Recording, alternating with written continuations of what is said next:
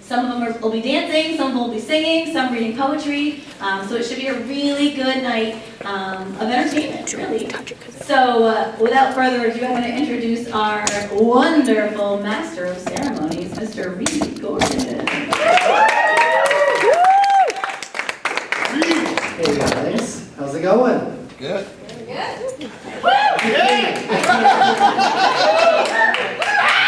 I'm sorry, I'm a senior, so my hearing's kind of bad. I need to yell. How are you? Thank you, that's much better. Alright guys, so we have a wonderful night planned for you today. So, without any further ado, starting off our coffee house will be our very own Marissa Heffernan reciting The Fighter by my sister, Woody Lloyd.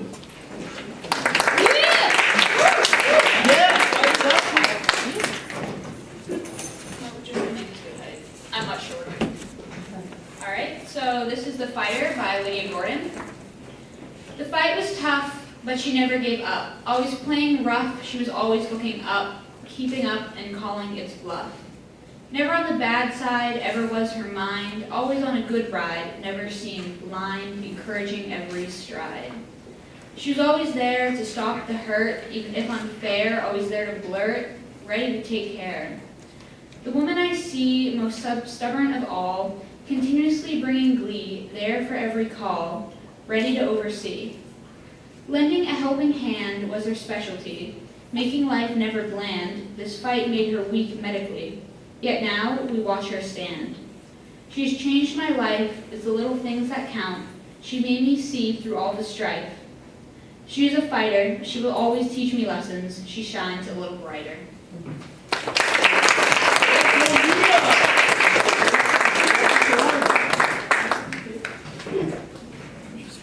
Thank you, everyone. And now, Marissa Heffernan will be reciting one of her very own poems. Marissa. Alright. So this is a slam poem. People throw around the word bipolar like it's candy at a parade. Like happy clowns in big hair and bigger shoes are lobbing little lollipops at kids. Bright wrappers marked bipolar, a flavor that shifts from sweet to sour. Here in Maine, bipolar floats around attached to the clouds. Because it's sunny then rainy, 80 then 60, and boy, is it a great word to describe the weather with. But when people say bipolar, I don't see raindrops and sun rays, I don't feel temperature jumps and dips, I don't laugh at the funny clowns who keep throwing that candy word. I see my father, my daddy, my dad. I see his hands shaking from exhaustion, covered in slices and old scabs because he's been manic for 72 hours now, out in the garage creating things with power tools that keep on slipping. I see his eyes more red than white, underlined with gray, because he hasn't slept, not once, and all he's eaten is 3 pounds of old bologna pulled out of the freezer. I see my grounder's name on the caller ID saying, sorry honey, you can't come over today, daddy isn't well enough. I see his bedroom door shut tight, papered over in crayon drawings of happiness. Little hands and little minds trying to make it better with stickers of horses and rainbows and hearts.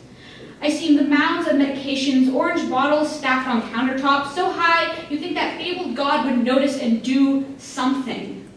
I see the side effects, the electric shock therapy administered more than it should have been, zapping away his memories, leaving a little girl in constant fear that one day she would look at Daddy and he would give a polite smile and walk on. And then I don't see him because he's gone for a walk, a 6-month trek back into Sandy, up and down the Appalachians. I only see the sunshine when he calls and I tape a map on my door, tracking the distance till Daddy comes back. So when you feel that word about to slip off your tongue as an adjective, remember this. To me, any weather you need bipolar becomes a hurricane through my mind. To me, that candy has razor blades. To me, it's not an adjective, it's a life.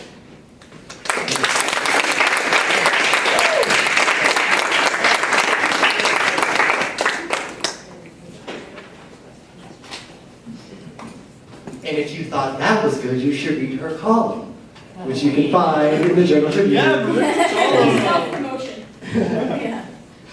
Thank you guys for coming in tonight. I'd also like to now open the floor to Roger Jones, performing something published in the Abyss on page 7, titled Four Little Fishes. Yeah, that's me. Good thing I'm not man, fix that clock, you know. Still had a hair past the freckle. Ugh. You know, hey, calm down, everybody. It's not too funny. Anyway, this is something I made, even though I made a stupid pseudonym for it. Called Four Little Fishes. The curse in the absence of presents. Presents that are left unaccounted for. Four little fishes swimming free at sea. See the dilemma that be? BCAs never to be corrected again. Again I sit with the presents left in the black. Black and white translated as black and light. Light, slick bodies for trees to hold. Hold it! No, stop! No, please! Please, from flapping fish.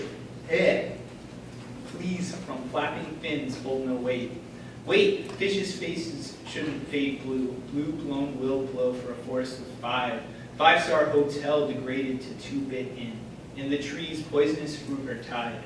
Tides to and fro, too far to swim to. 2 feet up, never seemed so high. Hi, welcome to greatness, waved Thomas Paine. Pain is all I can see, all I can hear. Here, strange fruit grow in any tree that can bear. Bare naked, measured on an oblique scale. Scales shine magnificently in the dew. Do all trees really grow that way? Way out of the forest, fishes are crossed. Crosses for the saints. Trees are made of wood. Would that mean fishes are the real prophets? Prophets pay for ropes to keep fishes still. Still, knees grounded, wondering what's really real. Real myself through the absence of presence.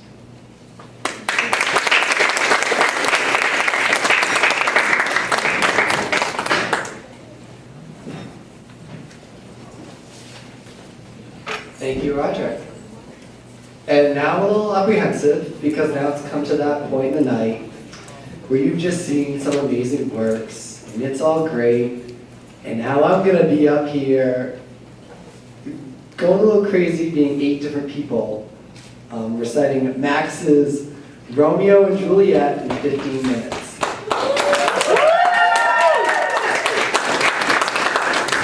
Now, for any of you who don't know the backstory on this, in freshman year, you have to read, as mandated by Biddeford High School, Romeo and Juliet. And in our AP English class freshman year, Ms. Pendergrass decided for an end-of-the-year project, we had to do one of like 5 things. We could do a CD, we could make a poster, we could make a storyline, or, as many of us did, condense the play into a 15-minute little skit.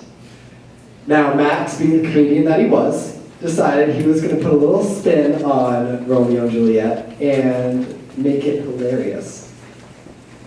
Now, without any further ado, I will attempt to do this piece justice in Romeo and Juliet in 15 minutes. Scene 1, a public place, like band camp. Hot day. We should probably avoid being the Capulets. We might get in a fight. Bring it on! Here they come in. Where is Romeo? Getting you a chill pill, I hope. Wanna go? Tybalt, I love you now, but I can't tell you why. You crashed my party. You're stupid. Hey, I'll fight you for those words. Bring it on, Mercutio. Oh, I can't say that too. Mercutio and Tybalt begin the biggest slap fight in history of the world. Then they take up knives and begin to fight. I got you now. No, Mercutio, give me that knife. As Romeo takes Mercutio's weapon, Tybalt stabs Mercutio and runs off. No! No! Ow! I see a light. Light and warm. Mercutio dies. Romeo begins to cry. What? Why did he die? No, you can't leave me! Then takes his friend's knife and follows Timber. Come back here! I'll kill you now! Come at me, bro. Romeo flees as the queen comes up to Benvolio. You're a nerd, right? What happened? Romeo killed Tybalt after Tybalt killed Mercutio, and then Tybalt started it. So it's all Tybalt's fault, not anyone's fault. Don't hurt me. I don't care. Romeo's banished from London forever! Scene 2, Capulet's Orchard. Where's Romeo? I hope he's off doing good deeds. Romeo killed Tybalt. Crap. Mercutio's dead too. Is Romeo alive? He's banished. They'll kill him if he stays in London. Any contact is danger. Can you find him? Of course! Scene 3. Friar Lawrence's cell. Romeo, you idiot! What did I do? The queen banished you from ever going back to the city. No! No! My life is over! My life is over. I can't. Dude, you're 17, get a life. Who's at the door? My Juliet's nurse. Romeo. Where is Romeo?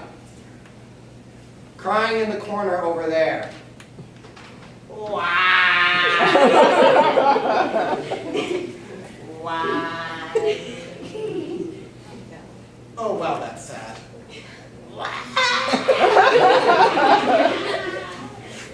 Romeo, you can go anywhere. You can find out what happens in Vegas. Go! See the world! My world is Julia. You have to know her for at least a week before that. Julia is doing the same as him. She brought you this ring. Oh God, who's gonna cry again? Go back to Juliet. Scene 4, a room in Capulet's house. So you want to marry my daughter? Sure, how's Thursday? 3 days notice? Perfect timing! Scene 5, Capulet's orchard. That was the best 30 seconds of my life. Well, I guess I can stay. Actually, no. Go away. You're lucky you're pretty. Juliet, your mother's coming. How are you, my darling? Are you still grieving, Tybalt? The loss is so harsh. I can't believe... Oh, whatever. You're getting married to Paris on Thursday, just an FYI. I don't want to. Did you just say no to your mother? What? Did my daughter show backbone? I'll throw her out! You must marry! Come on, arranged marriages aren't so bad. You get money. Nurse, what should I do? I think you should marry Paris. I hate you, get out, maybe I should kill myself. No, not a legitimate option. Scene 1. Friar Lawrence's cell. So you want to marry her on Thursday, Paris? Let's do it. Hey, Juliet. Go away. I have to make a confession. You poor thing. I'll make you happy when we marry. Goodbye. So, what do we do? We have to kill you. Okay, I got a knife. No, not for real. Kids these days. take these pills, and then you'll fall asleep and look dead for a day. See? People will think you're dead, take you to the crypt. Romeo's in the city of Marta. I'll send a message, and he'll come for you. Will this really work? Probably. Good enough for me. Scene 2, Paul and Capulet's house. You ready to get married now? Yeah. What do you mean? Oh, you said yes. Great. Thanks. Okay. Oh, you look so pretty. Scene 3. Go to sleep. Big day tomorrow. Good night. This pause is intentionally long. Now that she's gone, I can take my drugs. Juliet pulls the pills out from her pillow. I sang that 5 times fast in a row. Juliet pulls the pills out from her pillow. Juliet pulls the pillow out from the pillow. Juliet pulls the pillow out from the pillow. Juliet pulls the pillow out from the pillow. Juliet pulls the pillow out from the pillow. You can't do it. Woo! Well, what? Yeah! But what if this kills me? Or what if no one finds me in time? Oh. She takes them all in one gulp and falls to the floor.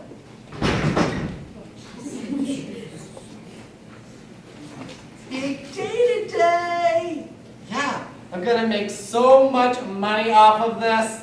Oh, and our daughter's happiness too. Where's our daughter? Nurse? Go find her! Juliet,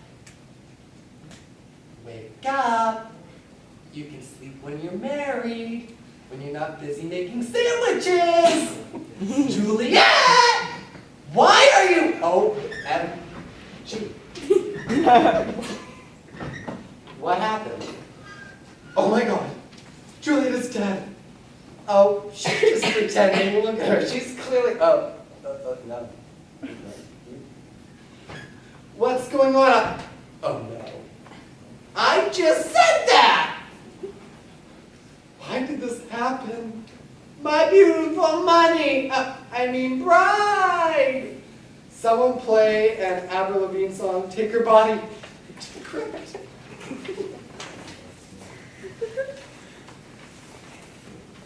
To be continued.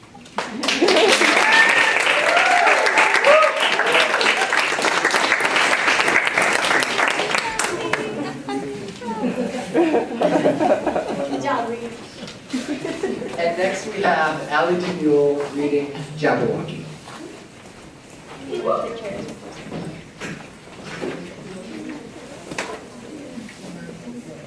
I'll be reciting Jabberwocky by Miss Carroll.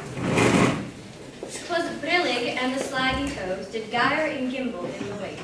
All mimsy were the burrows and the mummy-rafts outgrained. Beware the Jabberwock, my son, the jaws that bite and the claws that catch. Beware the Jubjub bird and shun the frummiest bandersnatch.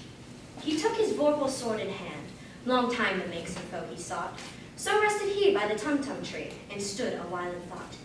And as in uppish thought he stood, the Jabberwock, with eyes of flame, came whiffling through the tulgey wood, and burbled as it came. 1, 2, 1, 2, and through.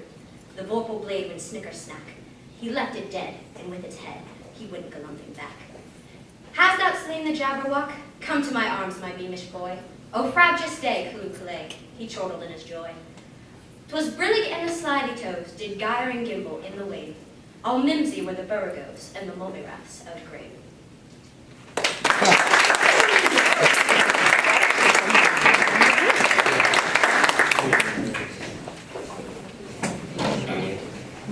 Now, so far tonight, you've heard multiple works by students, but here at the Abyss, we also have a lot of staff contribution.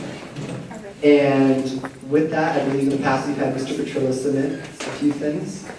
Even in our first issue, you'll find a poem by our math teacher, Miss Foyer.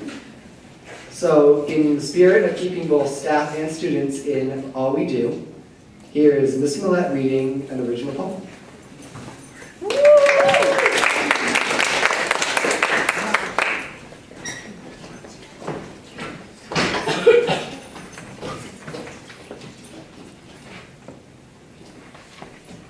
So mics aren't normally my friends, so we'll see how this goes. So, in the spirit of being a new teacher, I'm obviously still in that love-crazed moment, so I wrote about teaching. So the light of a teacher. I was told a teacher is like a candle, with a flame strong enough to handle the tests of time. I never understood the relevance of this line. However, the truth was present the first day I began to teach. This was the moment my professor's far-fetched analogy seemed true. A candle illuminates the room, spreading its warmth to all in its reach. The flame dances around the room in excitement and passion. A candle never fails to shine. Reaching those hidden in the shadows, a candle passes this flame on.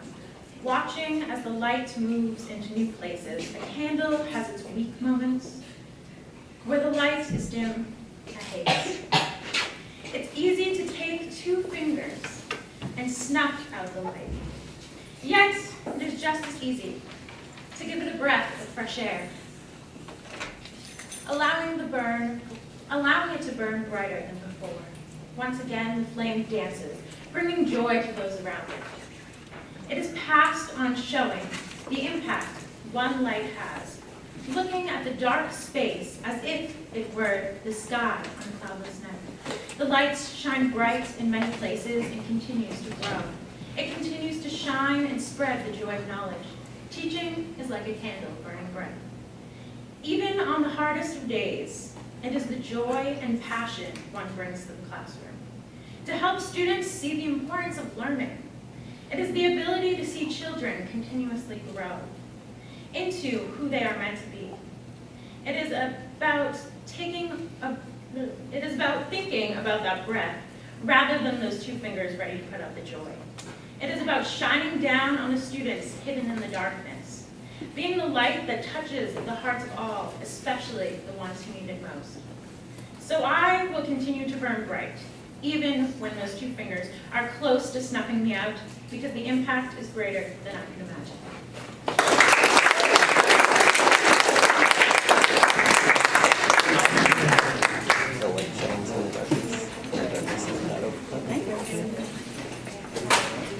Wonderful job. And now, continuing with our staff contributions, is Ms. Brinkman reciting some of her own poetry as well.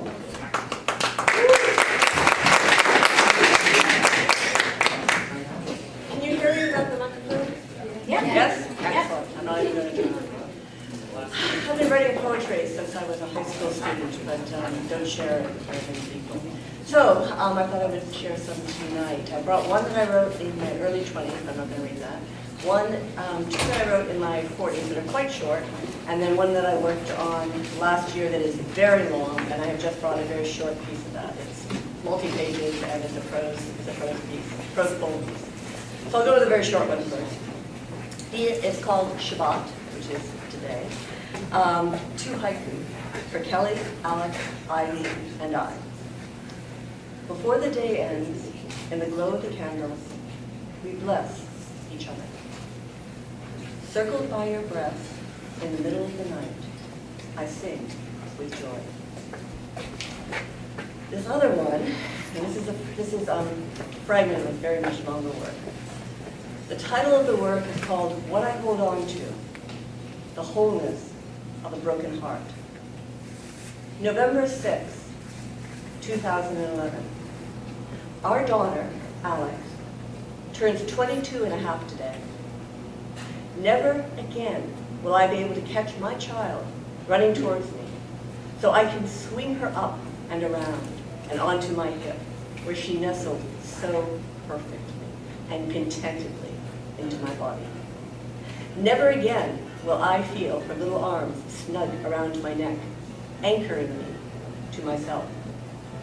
Never again will I watch my daughter dance with my mother. But the memories I hold remain.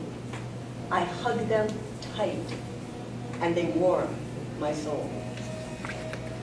May 8, 1989. My mother lays my newborn and bawling daughter onto her lap, where Alex stretches out, sobs slowly into contented sighs. Arms splayed and fingers curling and uncurling into the air. I loved watching your infant fingers, my mother tells me. They were so beautiful, such grace. I longed to be held by my mother. May 12th, 1989. Walking down Church Street, my newborn daughter snuggled onto my chest, my body sun-warmed and birth sore. I noticed the beauty of my child's hands in motion, incredibly tiny fingers moving miraculously, independently, each digit dancing in the air. Awed, I placed my hand near hers, close to my stomach, where just a week ago, her feet were kicking out. Her hand tightens into a small but powerful fist around my second finger, and my chest, in response, constricts and then expands. February 21st, 1993. In the car, I am trying to explain to my daughter that my mother may be dying. Does that mean I will never be able to hug Winnie again? She asks, her rising panic beating against my ears. Yes, I say, my heart cracking. She is in her car seat in the back of the car. I cannot reach her. The keening of my daughter's grief shatters my heart, and the break is complete. February 22nd, 1993. Do you think there is an afterlife, my mother asks me. Pausing, I answer, no. Neither do I, says my mother. January 23rd, 1986. I am married and living in New York. It's my husband's birthday and I cannot reach my mother. I fear the worst and assume her dead. Reaching my father's office by phone, I hear over the line, there was an accident, a bad one. The car is totaled, but my mother is alive. Later, home from the hospital, my mother succeeds in convincing me that she did not deliberately drive her car off the road. She had, in fact, started to fall asleep. May 1995. 2 years after my mother's death, one of her friends tells me that the car accident was, in fact, another one of my mother's attempts to end her life. October 1993. My mother is crying. I don't want to leave you, she tells me. My longing for my mother sweeps over me like a relentless tide. November 6, 1993. We go in to see her, my daughter and I. Alex is 4.5 today, I say. I don't want her to remember me like this, my mother says. Oxygen by her head, catheter running from under the sheet. Umi, my daughter, the future director, says to my mother, remember that fall when you taught me how to dance at Biddeford, the two of us, laughing on the kitchen floor. I will keep my memories of you like photos in my head. And this is the one that I will put at the very top. This is the one that I will choose to take out when I remember you. This picture today, this one of you here, I'm going to put way down the bottom of the pile of pictures in my head. And I won't take it out when I think of it. November 23rd, 1993. If I were my mother, if it were my mother, I would make sure that she never wakes up, the oncologist says. Yesterday, I sit beside her, my mother, pressing the pain pump every 30 minutes until her screams silence into slowing sighs. November 28th, 1993. It's 8 o'clock and the home help has arrived. My mother has soiled the bed. Her cancer has made her huge and she has seeping bed sores. Claudette and I try to lift her gently, but we need help. I go downstairs to get my father, where he is doing a crossword puzzle at the kitchen table. Please, I say. I'll be up as soon as I finish this, he replies. 5 minutes later, he lifts her by the head, holding her in his arms. Claudette cleans my mom, and I changed the shit-soaked sheets. I think she stopped breathing, said my father. Claudette calls for a hearse, and my father leaves for the hospital to operate. Claudette closes my mother's eyes, and I touch my mother's fingers, still warm, long, motionless, without beauty, yet also finally unclenched from pain. November 24th, 2011. 18 years ago, today, my mother died. I cannot believe that everything happens for a reason. I resist and I resent butterflies and rainbows and the cliched sayings that accompany them. The best that I can do is hold on to what I know to be true, the reality of the pain, the sharp and often wounding edges of our lives, the fluidity of life and love, and the freedom we have to choose which pictures we cherish and place at the top of our minds, the ones we reach for first when we think of those we love and have loved, and the pictures that we let lie at the very bottom. There is a Yiddish saying that there is nothing so whole as a broken heart. Today, I write about the wholeness of my broken heart.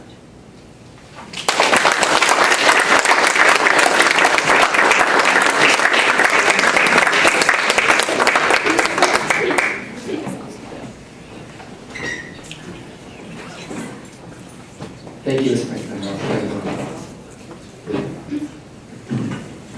Up next, we have a talented musician performing two songs, Pride and Joy and Difference Maker. Up next is Jacob Douglas.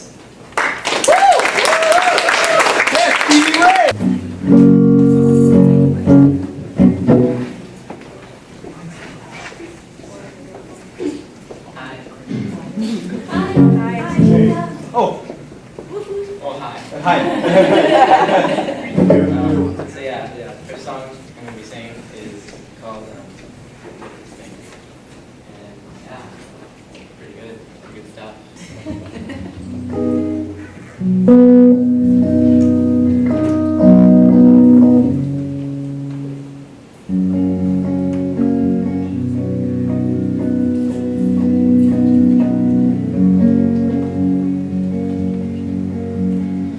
Isn't it amazing how God can take a broken man, call into the darkness for an answer,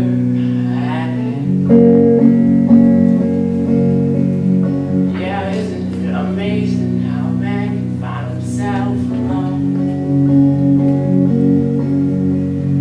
I call into the darkness for an answer that he's never known. Walks up to the hill on a rock on which he stands, and he looks back at the crowd, and looks down at his hands, and he said, I am a difference maker. Oh, I am a difference maker. Oh, I am the only one that speaks to him, and I am the friendliest of friends of God. Amazing how a man can find himself alone, calling to the darkness for an answer that he's never known. Yeah, isn't it amazing how God can take a broken man, yeah, let him find his fortune, let him ruin it with his own two hands. Walks up to the hill on a rock on which he stands, and he looks back at the crowd, and looks down at his hands, and he said,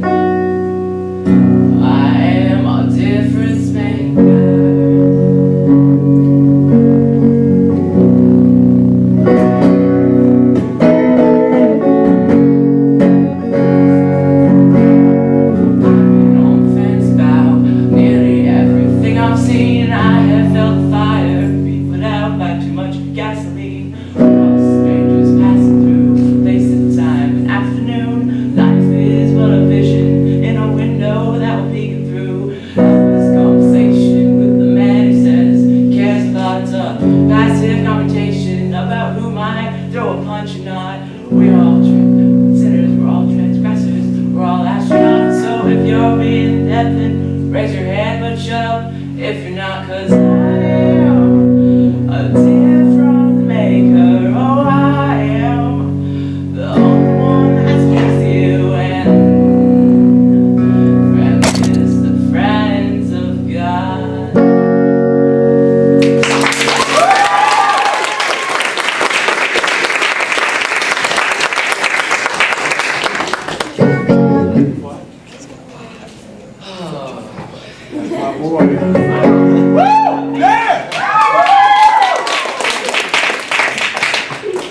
Next song I'm going to be playing is called Pride and Joy. Steve Ray Vaughan.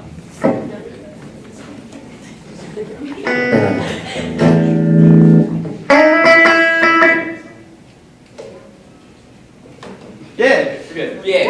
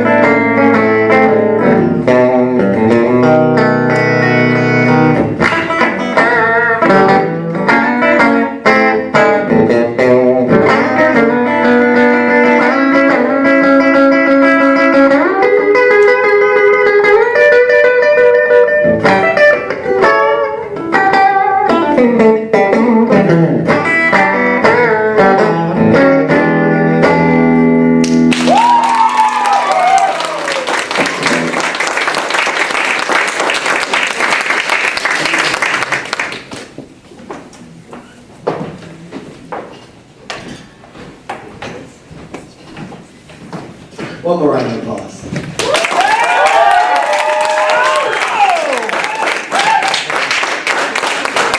That guy. Up next, we have one of our very own of this staff members, Sabrina Kyung. How do you pronounce it? I'm sorry. I know we're friends, but I just can't pronounce that. Doing dancing for you guys.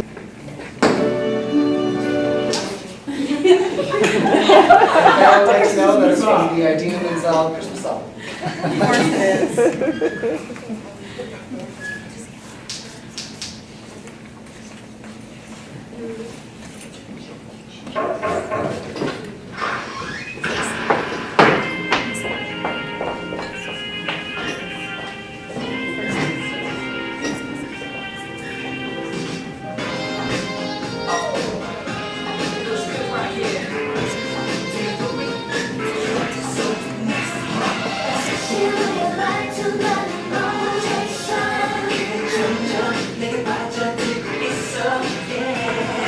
그렇다고 단장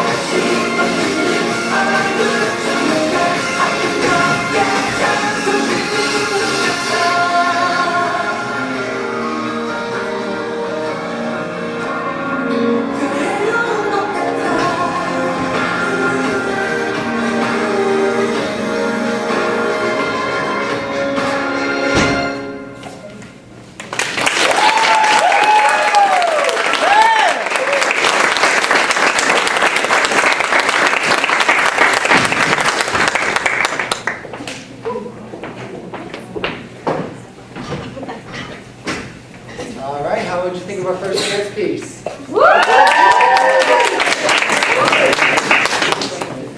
Up next, we have Rickman and Evanette and Ariana performing Hotel California.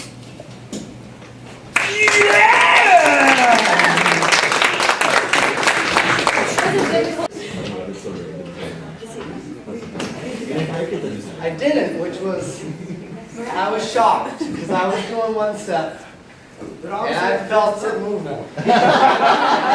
And it was the same one as last year, and I was like, not today. I'm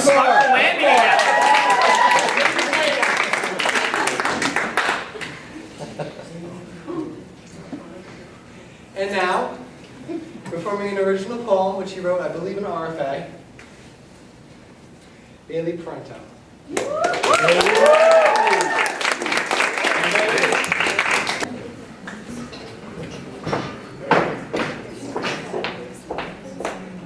Is this on? Yes. No. What? Well,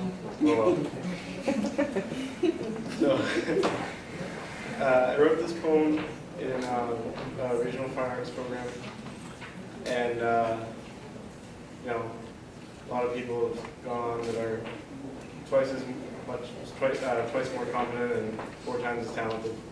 But you know, I didn't really have a title for this when we put this in the abyss, so I just said, hey, here's a random word in it, and so it's called sheets now. Everything contains soft, lint-like whispers, from the sensitive tips of her fingers to the lashes resting on her eyelids. To the brows above beautiful voids, she hid that sweet smile away, but told me with those eyes that dissolve shelter under which I stood. She sheathes herself under a blanket, watching me drift in. She fits, wrapped in my arms as a child's doll. I hold her gently and still, with all caress and longing I feel for this fairy, who makes noise one simple tune to carry. Her eyes closed, she wraps herself around me. I close mine, feeling the pressure of her fingertips pulling me, loving through a thin sheet, close to her body. Unveiling, her delicate lips meet mine to embrace me as I embrace her, physically, emotionally, both tangible to us. In that moment, she disappears. Rather, she falls apart like soft lint-like whispers. I miss her sluggish pheromones sinking me deeper into isolation, sick elation and sweet disgust funneling its way through my bedsheets taken with her memory. Our sweat-burrowed home, previously welcome headaches, out of place now without her. As I clutch our shelter, no one in a full-sized bed.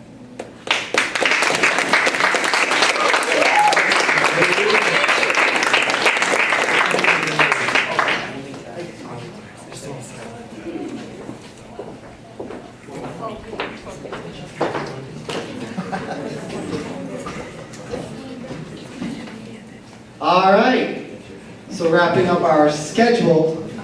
I say scheduled because after this there is open mic, as well as lots of wonderful pastries, desserts, which are all delicious. I should know I ate all of them. I'm not kidding.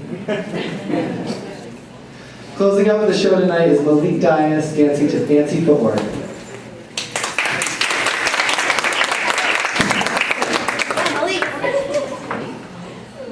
Hey, people. For a long time. Yeah, Malik!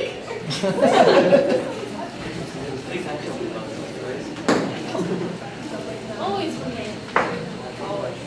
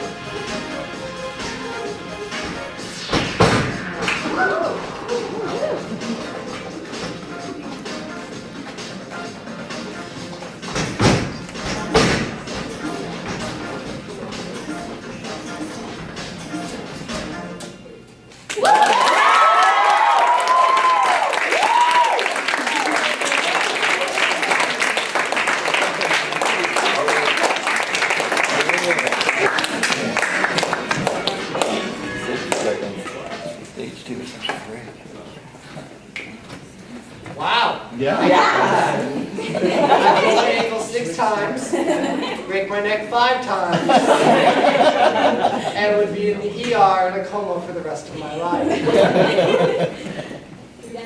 And you'd break the stage. Follows by nagging, yes, it would break the stage. So concludes tonight's scheduled events. I do encourage you guys to stick around. The show is not over, however. We will have some open mic and some free stage if anyone is willing to participate.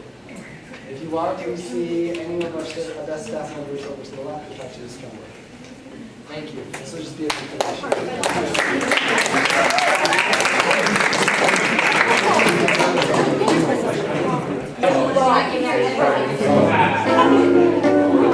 Play Freebird!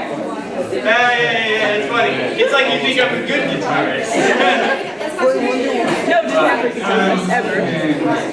If I have time and I actually remember, I'll try to play James Taylor. Okay. Well, we got people out there, and this is a perfect time to play my song that I made because no one's here, and it's a lot. Oh, except for Jessica, we can't forget her. Although she might forget this. I'm sorry about your concussion, by the way. Yeah. Anyway, anyway, back to this. Starting off with a real Demi Downer on this song. Don't know what frame of mind I was when I made this, but working on the title. I'll just get back to you when I have one, I guess. Anyway, here we go.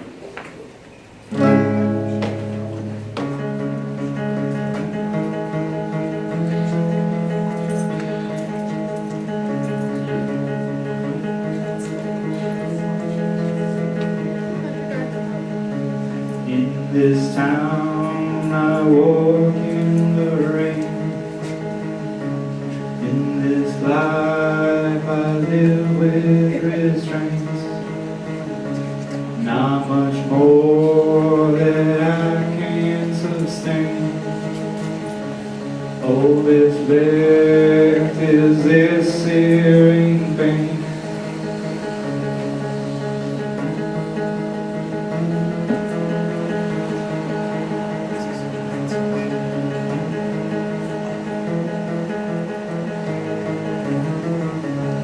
Here I am, a shell of a man. You brush by with the back of your hand. You left me in my final stand. Now I'm shipwrecked, searching for land.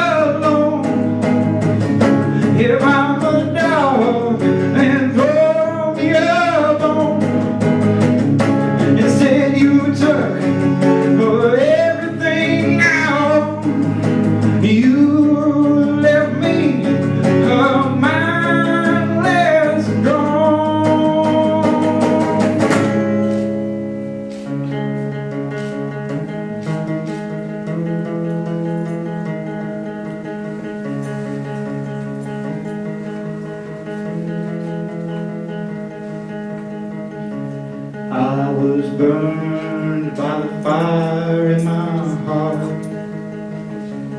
Should have seen this right from the start.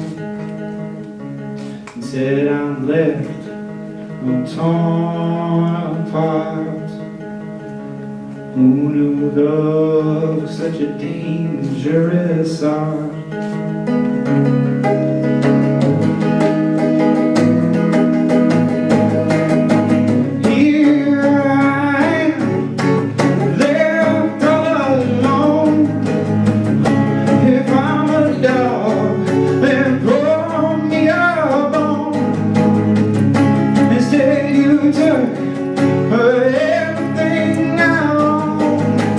You left me a man.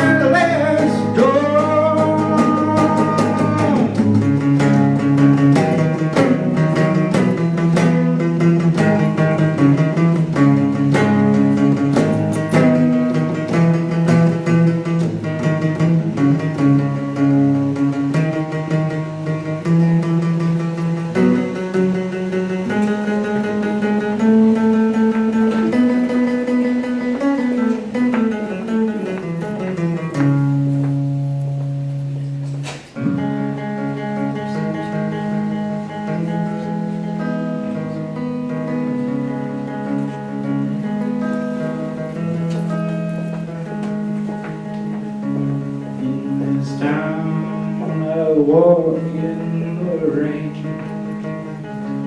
In this life I live with restraints, not much more that I can sustain. Oh, this there is this searing pain.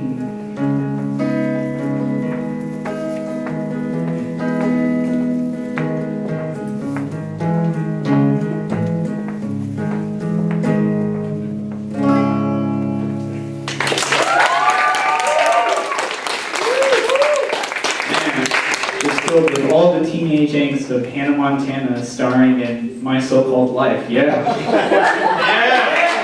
I need that reference! Oh, shit! Oh, snap. Yeah. Anyway, so I'm playing 3 songs, if you didn't know, I guess. You know, I'll just take up as much time as I can. I mean, this night's too awesome to end right now.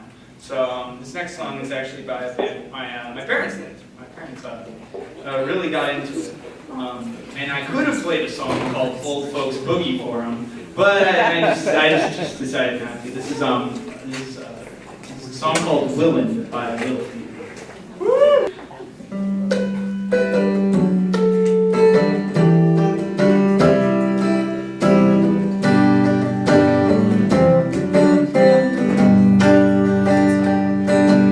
I've been worked by the rain, driven by the snow.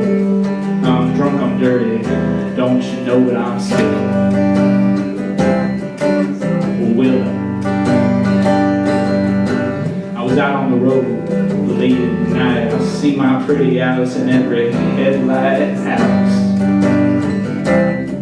Dallas Alice. And I've been from Tucson to Tucumcari. That should be the town apart. Driven every kind of rig that's ever been made. Driven the back roads, I wouldn't get away. And if you give me weed, white sand wine, and you show me a sign, and I'll be willing to be moving.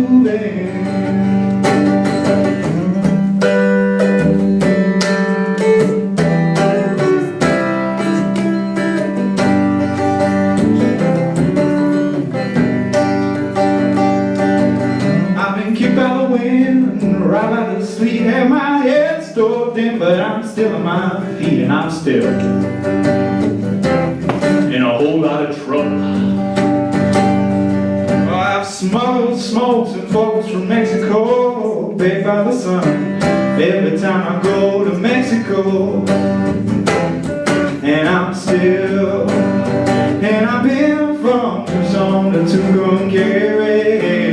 That should be the town apart.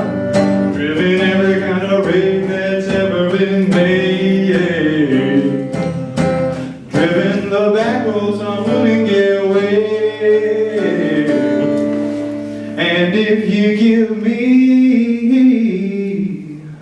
weed, white sand wine, and you show me a sign, then I'll be willing to be moving.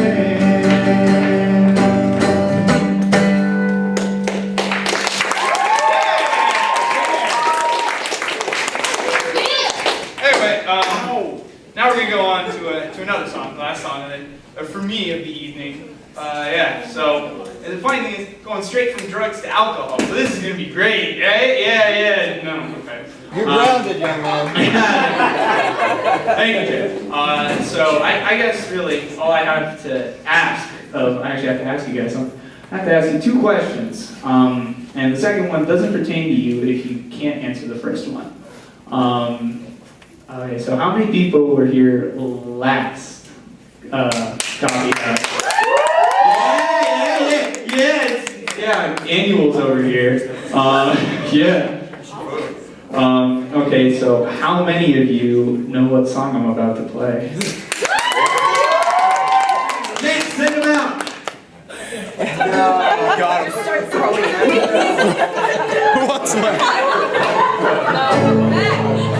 Now, Red Solo Cup is the best receptacle for barbecues, tailgates, fairs, and festivals. And you, sir, do not have a pair of testicles if you prefer drinking from glass. Glass. And Red Solo Cup is cheap and disposable. And in 14 years, they are decomposable. And unlike my house, they are not proposable. Freddie Mac can kiss my rash. Red Solo Cup. I fill you up. Let's have a party. Let's have a party. Woo! I love you, Red Solo Cup. I lift you up. Proceed to party. Proceed to party. Now I really love how you're easy to stack, but I really hate how you're easy to crack. Cause when beer runs down the front of my back, well, it feels quite yucky. But I must admit that the ladies get smitten, admiring how sharply my first name's written on you. But then sharply, when I get to hitting on them, you help me get lucky. Red Solo Cup, I fill you up. Let's have a party. Let's have a party. Woo! Red Solo Cup, whoops. I fill you up. Proceed to party. Proceed to party. Now I've seen you in blue and I've seen you in yellow, but only you, Red, will do for this fellow. Cause you are the abbot to my Costello, and you are the fruits of my loom. Now Red Solo Cup, you're more than just plastic. You're more than amazing. You're more than fantastic. And believe me that I'm not the least bit sarcastic when I look at you and I say, Max, give me a Red Solo Cup. Thank you, man. What are you trying to say? He's bad? Red Solo Cup. What? You're not just a cup. Really? He's something more. Something deep down. He's my, what is he, everybody? What is it? Ranger brother? He's my friend. Thank you, Red Solo Cup, for being my friend. Thank you, Rory. Red Solo Cup, Red Solo, I fill you up. Let's have a party. Sing it loudly now, everybody. Oh, I love you, Red Solo Cup. I fill you up. Proceed to party. Proceed to party.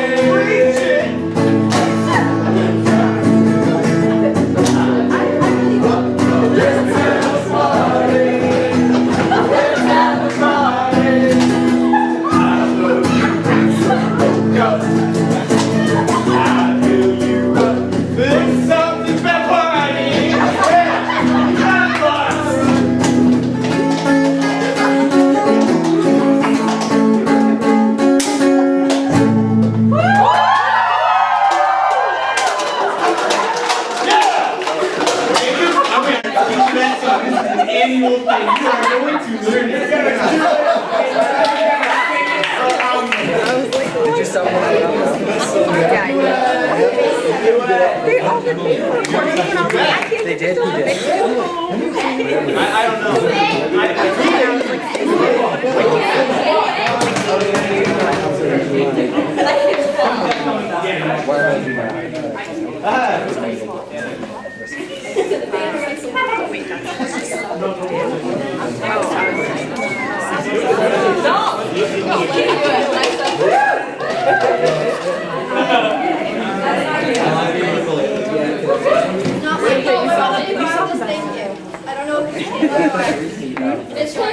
Thank you. Can I introduce you? Sure. And now Emily Orsi. It's the next Kelly. Stealing my job. Oh, I didn't see that.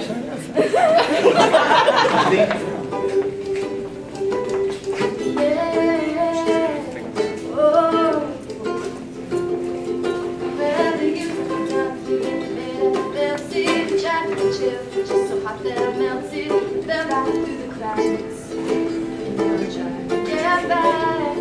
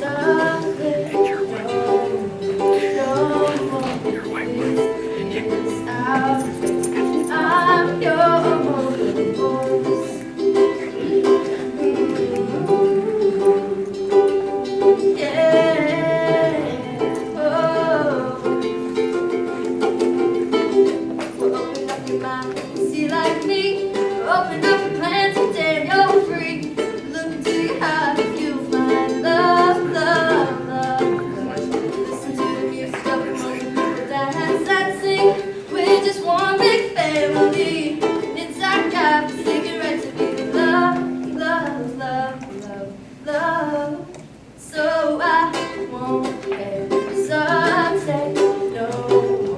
No more, if you cannot wait. I'm sure there's no need to complicate our time. It shows this is our fate. I'm yours.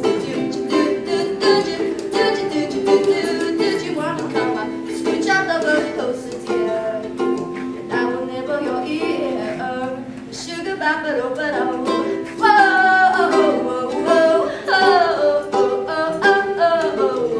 come on. Yeah.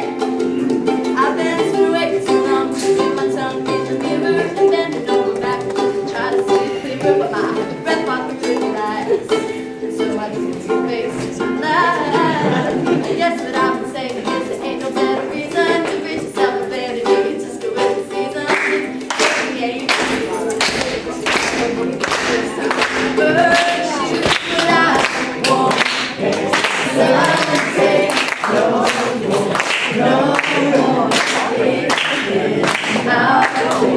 I'm yours.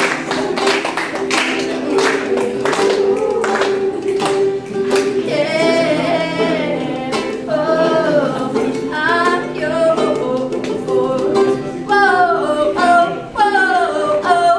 baby, I'm yours. I'm yours.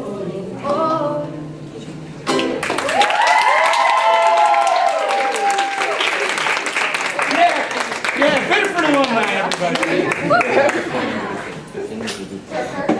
Straight up.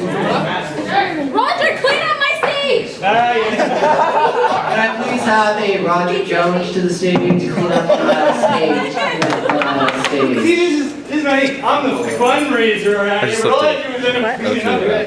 Oh, you just put it back up? Well, we were going to name you the maid, but thought that might be a little cruel. And show Hey, Roger, check out that Wannabe Red Solo Cup. Yeah, get out of I here. know, that was mine. Welcome to All right, here you go. where they gave us cups for free. Man, that you should have been there. We all should have been there. Man, I got like, you know, the hands of a ferret. I'm so strong. You will? Hold you to it.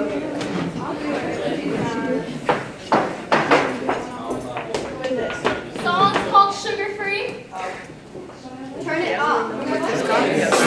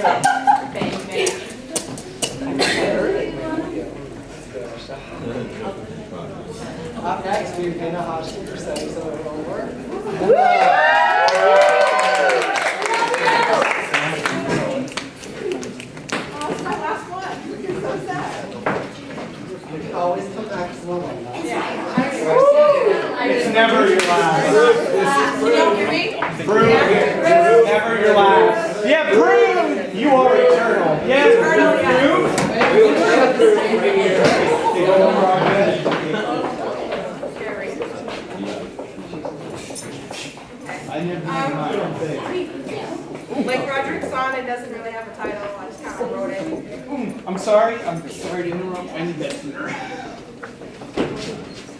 It's not a big deal. You are a saint. Thank you. So maybe I'll come up with the title at the end. You are no words.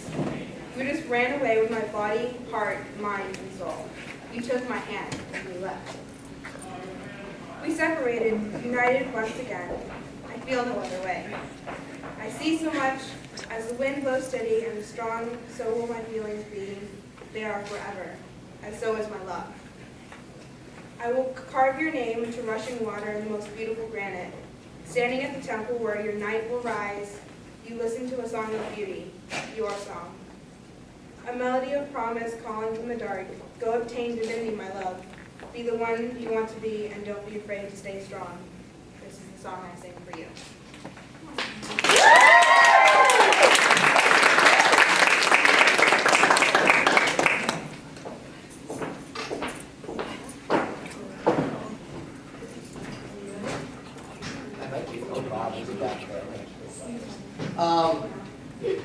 Any other? I may have missed someone. I know there's a couple outside that are rehearsing something final. Anyone else? One hit it, guys. Come on. I think you should go. I have nothing. I'm sure you can pull something. No. I can breathe. That's a wonderful talent. Often I'm just standing there and I'm just like, and then what comes after that? Because it's great. But then I just have to sit there until I turn blue and then I'm just like, oh yeah, that one. No. Dance, read. All right, give me 1 minute. Yeah. I'll work on something. It's gonna go. Or something in the meantime. Well, isn't that without, right?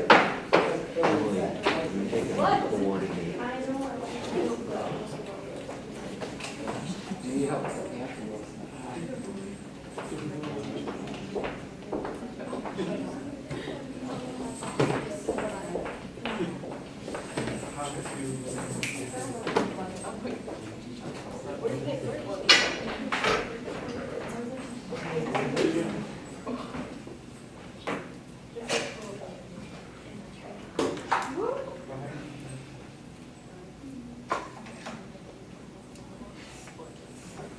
You did that right?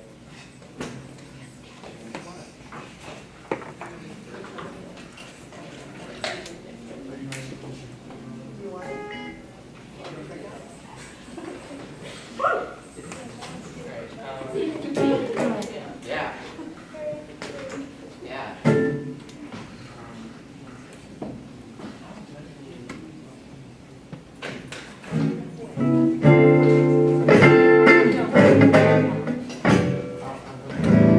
Yeah. This is Stray Cat Strut. Yeah. Yeah. Yeah. Yeah. No, that's yeah. Do it.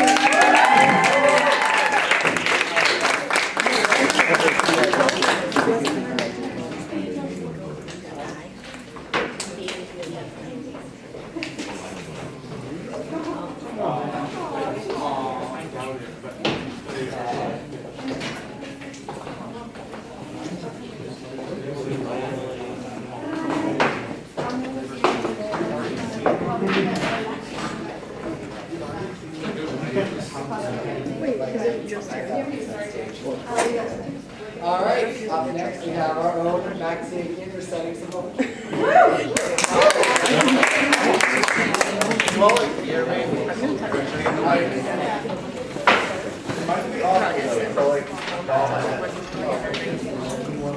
Okay, can you hear me?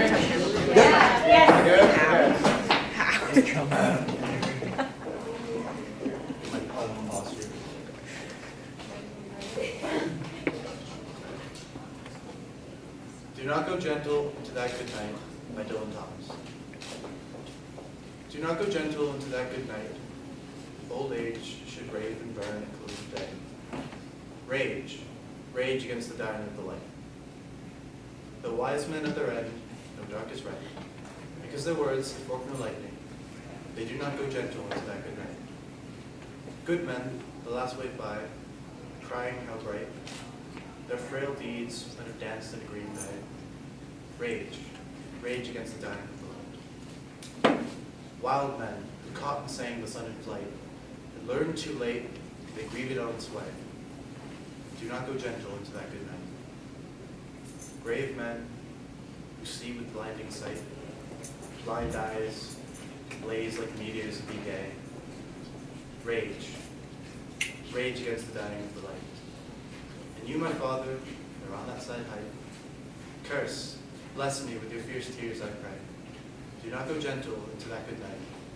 Rage, rage against the dying of the light.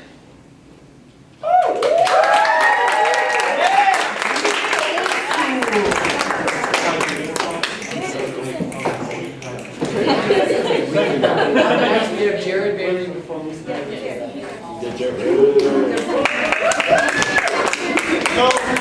we never really want to start with a negative thought, but life gets us down sometimes. We all know that.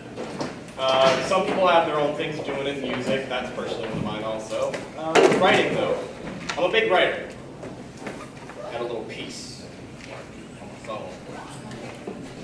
That's kind of a weird one. Wrote it May 5th, 2014. It's called Reincarnation. What if I told you that I am Edgar Allan Poe? That your soul had the characteristics of one deceased? Would you believe me? What if I wrote as morbid as he did, but with modern language? Would you believe me? What if I told you my mind is as his? Crazy, imaginative, where chaos lurked and anarchy was real. If I told you this, I'd seem absurd. Come on, straight. And for you've been taught differently. My screen's not. And that's all you'll ever do. You see, you're no longer open-minded. The door is shut. I cannot pry it open.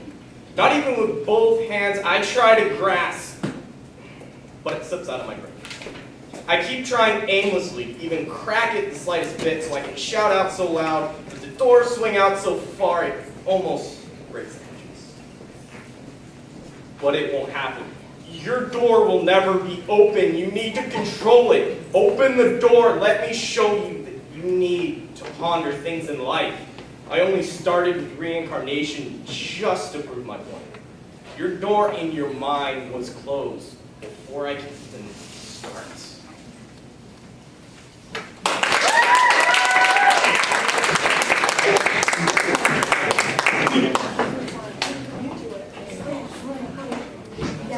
All right.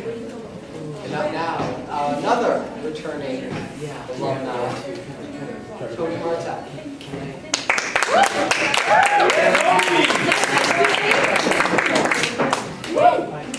not used to doing this unless I'm dancing, so save for practice me.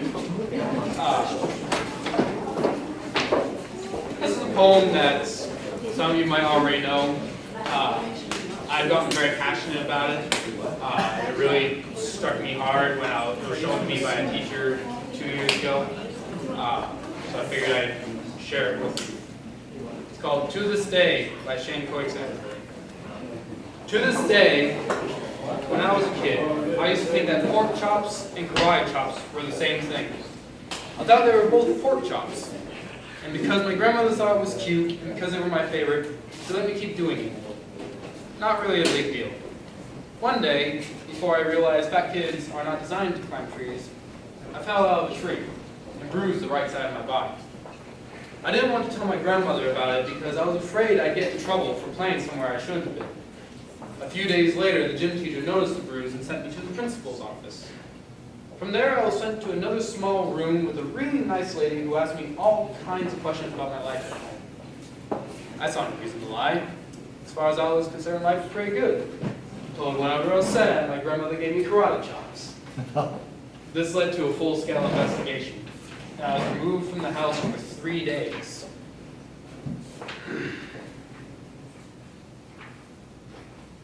Until they finally decided to ask how I got the bruises. News of this silly little story quickly spread through the school, and I earned my first nickname, Pork Chop. To this day, I hate pork chops. I'm not the only kid who grew up this way. Surrounded by people who used to say that rhyme about sticks and stones. As if broken bones hurt more than the names we got called, and we got called them all. So we grew up believing no one would ever fall in love with us, that we'd be lonely forever, that we'd never meet someone to make us feel like the sun was something they built for us in their tool shed. So broken heartstrings bled the blues as we tried to empty ourselves so we would feel nothing. Don't tell me that hurts less than a broken bone. That ingrown life is something surgeon can cut away, that there's no way for it to metastasize. It does. She was 8 years old. On our first day of grade 3, which she was called ugly. We both got moved to the back of the class so we would stop getting bombarded by spitballs. But the school halls were a battleground where we found ourselves outnumbered day after wretched day. We used to stay inside for recess because outside was worse. Outside, we had to rehearse running away and learn to stay still like statues, giving no clues that we were there. In grade 5, they taped a sign to her desk that read, "Beware of dog." To this day, despite a loving husband, she just doesn't think she's beautiful because of a birthmark that takes up a little less than half of her face. Kids used to say she looked like a wrong answer somebody tried to erase but couldn't quite get the job done. And they'll never understand that she's raising 2 kids whose definition of beauty begins with the word mom. Because they see her heart before they see her skin, that she's only ever always been amazing. He was a broken branch, grafted onto a different family tree. Adopted. Not because his parents opted for a different destiny. He was 3 when he became a mixed drink of 1 part left alone and 2 parts of tragedy. Started therapy in 8th grade, how personality made of tests and pills. Lived like the uphills were mountains and the downhills were cliffs, 4/5 suicidal, a tidal wave of antidepressants, and an adolescence of being called pauper. 1 part because of the pain, 99 parts because of the cruelty. He tried to kill himself in 10th grade. My kid, who still had his mom and dad, had the audacity to tell him, get over it. As if depression is something that can be remedied by any of the contents found in a first aid kit. To this day, he is a stick of TNT lit from both ends, could describe to you in detail the way the sky bends and the moments before it's about to fall. And despite an army of friends who all call him an inspiration, he remains a conversation piece between people who can't understand. Sometimes being drug-free isn't about addiction, but more about insanity. We weren't the only kids who grew up this way. To this day, kids are still being called names. The classics were, hey stupid, hey spaz. Seems like every school has an arsenal of names getting updated every year, and if a kid breaks into school and no one around chooses to hear, do they make a sound? Are they just background noise of the soundtrack stuck on repeat when people say things like kids can be cruel? Every school was a big top circus tent, and the pecking order went from acrobats to lion tamers, from clowns to carnies. All these were miles ahead of who we are. We were freaks. Lobster claw boys and bearded ladies, oddities, juggling depression, loneliness, playing solitaire, spin the ball, trying to kiss the wounded parts of ourselves and heal. But at night, while the others slept, we kept walking the tightrope. It was practice, and yeah, some of us fell. But only to tell them that all of this was just to breathe. Left over when we finally decide to smash the things that we thought we used to be. And if you can't see anything beautiful about yourself, get a better mirror. Look a little closer. Stare a little longer. Because there's something inside you that made you keep trying despite everyone who told you to quit. You built a cast around your broken heart. You decided yourself, decided they were wrong. Because maybe you didn't belong to a group or a clique. Maybe you decided if you last for basketball or everything. Maybe you used to bring bruises and broken teeth to show and tell but never told. Because how can you hold your ground if everyone around you wants to bury you beneath it? You have to believe that they are wrong. They have to be wrong. Why else would we still be here? We grew up learning to cheer on the underdog because we saw ourselves in them. We stem from a root planted in the belief that we are not what we are called. We are not abandoned cars stalled out, sitting on an empty highway. And in some way we are, don't worry. We only have to get out and walk to get gas. We are graduating members of class. We made it. Not the faded echoes of voices crying out, names will never hurt me. Of course, they did. Our lives will only ever continue to be a balancing act that has less to do with pain and more to do with beauty.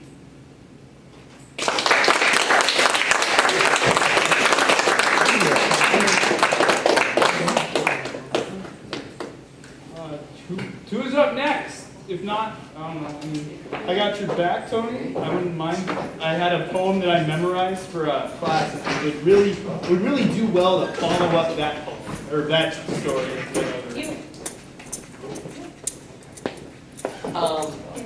All right. So we'll beginning. There's still a gap. Oh yeah. No, you were jumping. It was really funny. Every time you hit, the dust on there just went flying up. I was like, woo! Well, there's like a... I need to take off the head of a lion. Like here. And when right there it is. It's right there. And when I started, I hit it, and my ankle moved, and I was like, so, sorry for forgetting. Is your ankle okay? Thank you very much. This concludes tonight's. Do you want to do the future thing or no? Yeah, come on. Future, man. One last act to close our evening. Well, I just figured the whole of us staff wrote, we always do an Abby Amon piece, and we wrote a poem called Future, and we each have a stanza. It would be kind of a cool way to end. Oh yeah, that's me. Even though we have barely any audience, it would still be a cool way to end and have it recorded, right? We very appreciate those. Yeah, thanks for coming. Yeah. Thank you all for coming. And definitely, pick up some of this. Everything that we showed up. I thought it was But, emotionally, emotionally up here too, but like mentally, our thought process wise, this encapsulates like the best and the brightest of Biddeford High School. So please. Okay, Roy. Okay, thanks, Ben. He has a pocket. Yeah, the mouth. Kevin. Gotta get all in. Push together. Feel the love. Hey, it's the Rockettes. So yeah, this poem. Yeah, he can do it. Hands are a little. You haven't seen the rally? No, before you kicked me in the face. So we always do the last page of our abyss. We do a collaborative piece together. For this one, we thought it would be kind of fun to pick a topic and all write a stanza of a poem. So they're very different, but the topic is future, so it's appropriate. So we'll read this to you. This isn't a Sharpie, I said to the olive-skinned stranger. It's a pencil, it can fix your mistakes. I gave him one and smiled. Now, standing above his last cradle, I've realized how wrong I was. People still hold deep, dark grudges in the abyss in their hearts.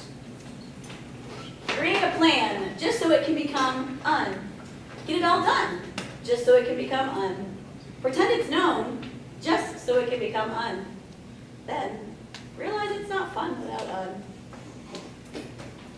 The piece of paper in hand is the getaway. The skies are bright as it moves through the clouds. Stepping down and see these new faces in a new world, it's time to start something new. College, essay, FAFSA, future. College, essay, FAFSA, future. College, essay, FAFSA, future. Question mark, question mark, question mark, question mark. Look at the stars, and you'll see the future. Glittering targets, hanging by hope. Infinite blackness, waiting if you miss. How do you expect me to leave? And I'm not ready to go. Where do you expect me to go when I'm afraid that you'll leave? Question number 8. Where do you see yourself in 5 years? Well, gosh darn it, maybe she won't think much of it. I mean, it's only the greatest rock band of all time. No vacancy! She's looking at me. I think I'll just put down a T. A man fresh off the bus steps past dark gates and greets his parents with a wave in a seat flanked by tombstones. He hands his mother flowers and his father a drink and opens one himself. He sees his father trying in vain to rest in peace and asks for advice as he's done before. There you go.